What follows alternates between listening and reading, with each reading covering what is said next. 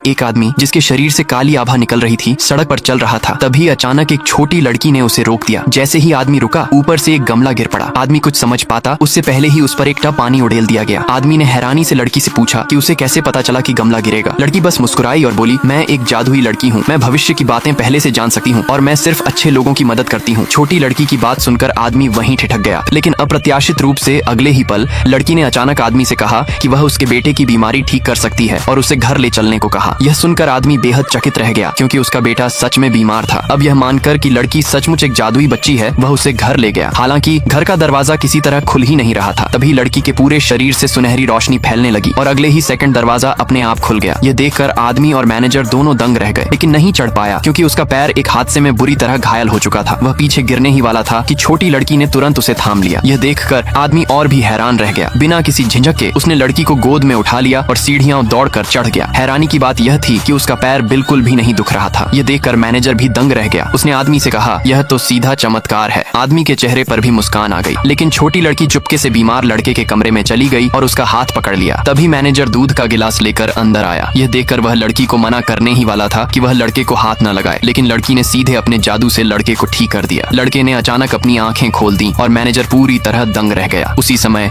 आदमी भी दौड़कर अपने बेटे के पास आ गया। अपने बेटे को देखकर वह खुशी से झूम उठा। जब आदमी होश में आया तो उसने उत्सुकता से बेटे से पूछा कि वह कैसे जागा। लड़के ने कहा कि वह एक अंधेरी जगह में था और बाहर निकलने का रास्ता नहीं मिल रहा था। तभी लड़की आई और उसे बाहर ले गई और फिर वह जाग गया। इस पल आदमी को आखिरकार एहसास हुआ कि यह लड़की उसके लिए सौभाग्य लेकर आई है। इसी बीच लड़के ने भी कहा कि वह एक छोटी बहन चाहता है, तो आदमी ने अपने बेटे की इच्छा पूरी करते हुए उस लड़की को अपनी बेटी के रूप में गोद ले लिया।